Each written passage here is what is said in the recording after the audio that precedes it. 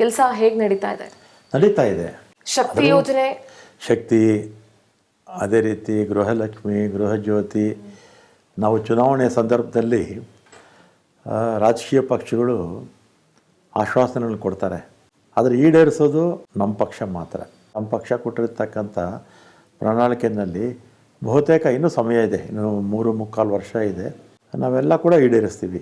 ನೀರಾವರಿ ಅಥವಾ PWD ಇರ್ಬೋದು, ಮತ್ತು ವಿದ್ಯಾ ಇಲಾಖೆ, ಆರೋಗ್ಯ ಇಲಾಖೆ, ಸಾಕಷ್ಟು ಕೆಲಸಗಳು ಆಗ್ತಾ ಇದೆ.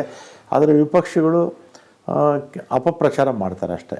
ಬರೀ ಮೊಸರಲ್ಲಿ ಕಲ್ಲು ಹುಡುಕೋ ಕೆಲಸವನ್ನು ಮಾಡ್ತಾ ಇದ್ದಾರೆ. ಸರ್, ಮೊಸರಲ್ಲಿ ಕಲ್ಲು ಹುಡುಕೋ ಕೆಲಸ ಅಂದಾಗ ವಿಪಕ್ಷದ ವಿಚಾರ ಬಿಟ್ಬಿಡಿ, ಈಗ ಸಾಮಾನ್ಯ ಜನರಿಗೆ ನೋಡುವಾಗ ಈ ವಾಲ್ಮೀಕಿ ನಿಗಮದ ಹಗರಣ ಇರಬಹುದು, ಸರ್ಕಾರ ಇನ್ವಾಲ್ವ್ ಆಗಿಲ್ಲ, ಅಧಿಕಾರಿಗಳ ಹಂತದಲ್ಲೇ ಇದೆಲ್ಲವೂ ಕೂಡ ಆಗಿದೆ ಅಂತ ಅಂದ್ಕೊಂಡ್ರು ಇದರಲ್ಲಿ ಜವಾಬ್ದಾರಿಯುತವಾಗಿ ನಡ್ಕೊಳ್ಬೇಕಾಗಿತ್ತೇನೋ, ಜವಾಬ್ದಾರಿ ತೆಗೆದುಕೊಳ್ಬೇಕಾಗಿತ್ತೇನೋ, ಇಷ್ಟು ದೊಡ್ಡ ಮಟ್ಟದ ಹಗರಣ ನಡೆಯುವವರೆಗೂ ಹೇಗೆ ಸುಮ್ಮನಿದ್ರು, ಸಚಿವರ ರಾಜೀನಾಮೆ ಯಾಕೆ ತೆಗೆದುಕೊಳ್ಬೇಕಾಗಿತ್ತು ಅನ್ನುವಂಥ ಪ್ರಶ್ನೆ ಸಹಜವಾಗಿ ಮೂಡುತ್ತಲ್ಲ. ಬರುತ್ತೆ. ಈಗ ಯಾವ್ಯಾವ ಇಲಾಖೆಗೆ ಎಷ್ಟು ಹಣ ಅಂತ ಬಜೆಟ್ನಲ್ಲಿ ನಿಗದಿ ಮಾಡ್ತಾರೆ. ಒಂದ್ಸಲಿ ಹಣ ಬಿಡುಗಡೆ ಮಾಡಿದ ಮೇಲೆ ಅದು ನೇರವಾಗಿ ಮುಖ್ಯಮಂತ್ರಿಗಳಿಗಾಗಲಿ ಅಥವಾ ಮಂತ್ರಿಗಳ ಗಮನಕ್ಕೆ ಬರೋದಿಲ್ಲ. ಇದು ಅಧಿಕಾರಿಗಳ ಮಟ್ಟದಲ್ಲಿ ಆಗಿರ್ತಕ್ಕಂಥ ಕೆಲಸ. ಇದು ಗೊತ್ತಾಗ್ತಿದ್ದಾಗೇ ಅದನ್ನು ಎಚ್ಚೆತ್ಕೊಂಡು SIT ರಚನೆ ಮಾಡಿ ಯಾರ್ಯಾರು ತಪ್ಪಿತಸ್ಥರಿದ್ದಾರೆ ಅವ್ರ ಮೇಲೆ ಕ್ರಮ ತಗೊಂಡು ಕೆಲಸ ಮಾಡಿದ್ದೀವಿ.